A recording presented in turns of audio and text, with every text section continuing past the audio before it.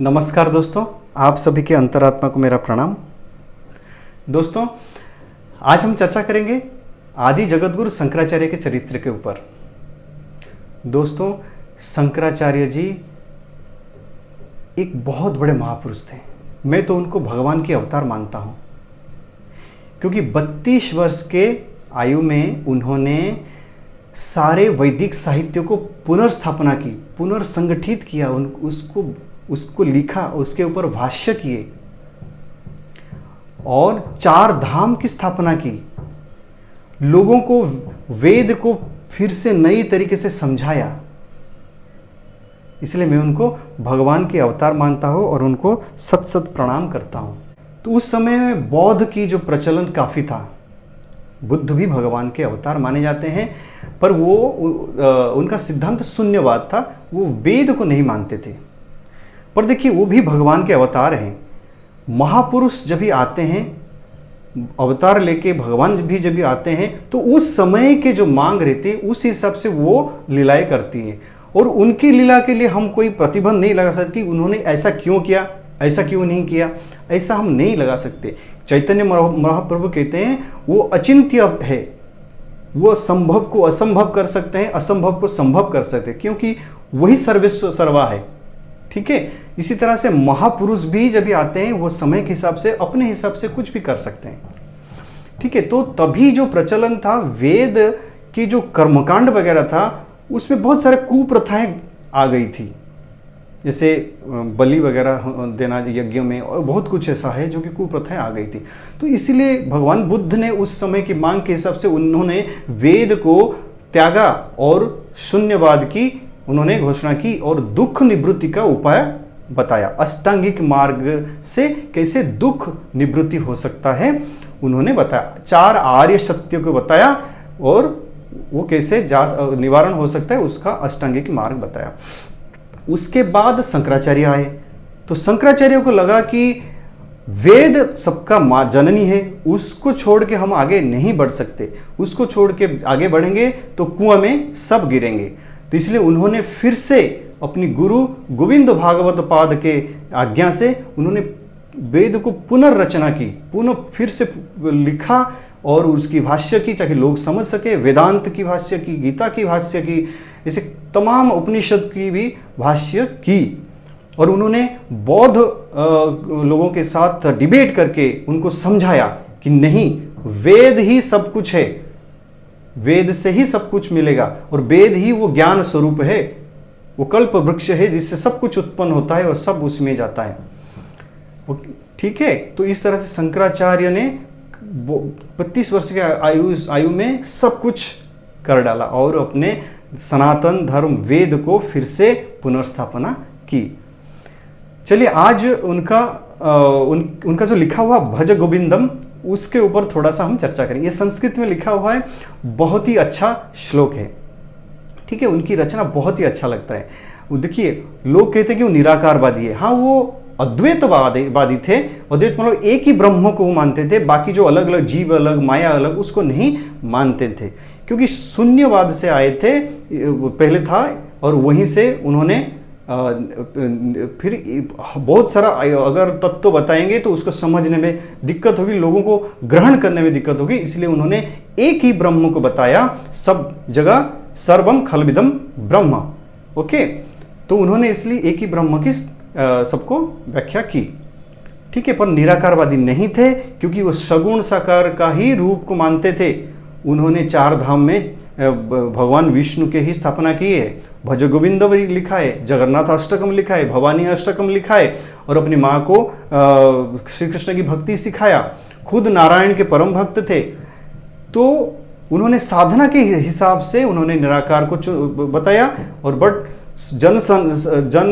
जनमानुष के लिए उन्होंने सगुण साकार को बताया। ठीक है। क्योंकि उनको पुनर्स्थापना करनी थी। निराकार से कोई भी आगे नहीं बढ़ सकता। ठीक है। तो चलिए भज गोविंद के बारे में थोड़ा जानते हैं। चलिए शुरू करते हैं। ये संस्कृत में लिखा है और ये पद्य के आकार में लिखा है।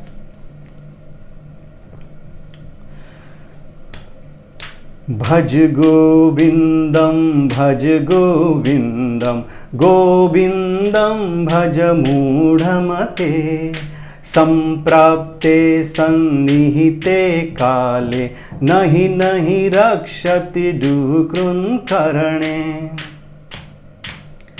मूढ़जहि धनगमतृष्णं कुरु सद्बुद्धिं मनसि वितृष्णम् यल्लभसे निजकर्मपात्रं वित्तं तेन विनोदय चित्तम् नारीस्तनभरनाभिदेशं द्वष्ट्वा मागामोहावेशम् एतन्मन्स्वादिविकारं मनसि विचिन्तय वारं वारम् नलिनीदलगतजलमतितरलं तद्विजीवितं तिशयचपलं विद्धि व्यध्यभिमानग्रस्तं लोकशोकहतं च समस्तम् भज गोविंदम गोविंदम भज मूढ़मते संप्राप्ते सन्निहिते काले नहि नहि रक्षति दुःकृन्करणे।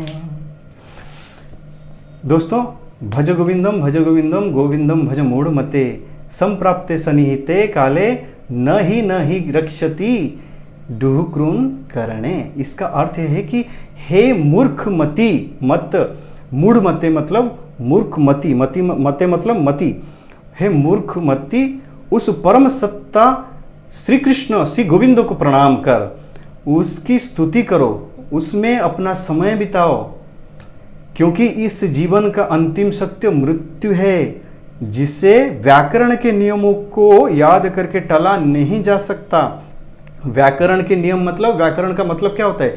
भाषा को समझने के लिए उसकी शुद्धिकरण करके जो बनाया जाता है उसको व्याकरण कहते हैं, भाषा का शुद्धिकरण। ठीक है, तो वेद में है एक व्याकरण करके अंग है, तो इसलिए वो बनाया गया था कि वेद का संस्कृत जो है ना बहुत ही टफ था, इसलिए उसको समझने के लिए व्याकरण बनाया गया था, ताकि उस शब्द को उसी तरह से ठीक तरह से समझ सके, उसकी शुद्धिकरण किए थे। तो यानी कि यहाँ पे शरीर के बारे में बताया गया है कि मृत्यु सत्य है, आप शरीर को बचा नहीं सकते।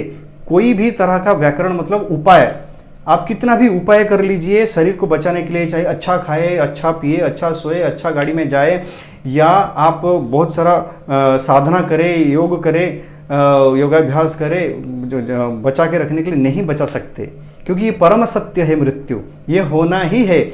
इसीलिए कहते हैं कि श्री गोविंद को भजो, श्री गोविंद का नाम लो, श्री गोविंद को स्मरण करो, जिससे तुमको परम गति प्राप्त होगी। मूढ़जहि धनगम तृष्णं कुरु सद्बुद्धिं मनसि वितृष्णं यल्लभसे निज कर्म पात्रं वित्तं तेन विनोदय चित्तम्। इसका अर्थ है कि हे मूर्ख व्यक्ति की तरह धन का संग्रह करना और धन का लोभ करना छोड़ो, और अपना मन परिश्रम से जो प्राप्त धन हो उससे प्रसन्न करो। व्यर्थ की तृष्णा को छोड़ दो, अपने चित्त को श्री कृष्ण में लगाओ। यानी कि यहाँ पे एक वर्ड कह रहे हैं कि अपने परिश्रम से जो प्राप्त है उसी से प्रसन्न रहो। देखिए, परिश्रम से जो प्राप्त होगा उसी से आदमी सुख में रह सकता है, नहीं तो वो क्या करेगा, छल कपट करके जो धन कमाएगा उससे अशांति आएगा। क्योंकि छल करेंगे, कपट करेंगे, धोखा देंगे तो दूसरे को अशांति पहुंचा के, हानि पहुंचा के हम उसको अपने पास लाएंगे। तो इसलिए उसके साथ साथ उसका जो भाव है, अशांति भाव, वो हमारे पास धन के साथ आएगा, इसलिए उससे पाप ही होगा। इसलिए उन्होंने कहा है अपने परिश्रम से जितना धन कमाते हो उससे प्रसन्न रहो और व्यर्थ की तृष्णाएं मत करो। सारे दुख का कारण है तृष्णा, यानी कि इच्छा, आसक्ति, उसको क्या कहते हैं, संकल्प, नया संकल्प, ये सब तृष्णा ही है। जिसके वजह से सारे दुख को हम निमंत्रित कर रहे हैं, आओ आमंत्रित कर रहे हैं। तृष्णा करेंगे मन में तो फिर शरीर को लगाएंगे, मन उसका प्लान करेगा, फिर बहुत सारे मेहनत करेगा, छल कपट करेगा उसको पाने के लिए, क्योंकि जो जबरदस्ती पाना होता है ना जिसमें, तो उसमें बहुत सारा छल कपट भी लगता है, तो उससे पाप ही होगा। पाप होगा तो मन की शांति जाएगी। तो इसलिए उसको बोले हैं कि वैसा मत करो, अपनी तृष्णा के पीछे मत जाओ, भजो गोविंदम। ठीक है। नारी स्तनभर नाभिदेशं द्वष्ट्वा मागमोहावेशम् एतन्मन्स्वदि विकारं मनसि विचिन्तय वारं वारं। कहते हैं नारी स्तनभर नाभिदेशम, नारी का जो छाती है और जो नाभि देश है उसको देखकर मोह हो जाता है, आसक्ति बढ़ जाती है। ये तो केवल मांस का ही विकार है। ये तन मांसवादी विकारम, ये तन मतलब ये जो शरीर है ये मांस का ही विकार है, विकार रूप है। विकार मतलब रूपांतर हुआ है, तो ये हाड़ मांस का ही विकार रूप है। इससे क्या मोह करना है? ठीक है, इससे छोड़ो, इसकी चिंतन बारंबार मत करो, गोविंद की चिंतन करो, गोविंद को भजो। ठीक है। नलिनी दलगत जलमति तरलम तद्विजिबित्तं तिशय चपलम विद्धि व्याध्यभिमानग्रस्तं लोकशोकोहत्तं च समस्तं। यहाँ कहते हैं ये जीवन क्षणिक है, ये जीवन क्षणिक है। जैसे कमल की पत्ते के ऊपर पानी रहता है, हम अगर पत्ते को ऐसा पकड़ते हैं पानी के साथ तो ऐसा ऐसा हिलता है, हम ऐसा ऐसा करते हैं कहीं गिर ना जाए। ठीक उसी तरह ये जीवन जो है कभी गिर जाएगा, एक झोंका आएगा, कभी खत्म हो जाएगा, कुछ भरोसा नहीं है। हम किसी को भी पता नहीं है कि जीवन किस क्षण चला जाएगा, किस क्षण जीवन जाएगा, किसी को भी जरा सा ही पता नहीं है। और ये परम सत्य है, जाएगा ही जाएगा। जो व्यर्थ का कमाया हुआ चीजें हैं, जो सामान के प्रति हम तृष्णा रखते हैं, जो व्यक्ति के प्रति हम आसक्त होते हैं, या तो वो हमें छोड़ के चला जाएगा या हम उसे छोड़ के चले जाएंगे। कोई परमानेंट नहीं है, क्योंकि ये संसार ही परमानेंट नहीं है।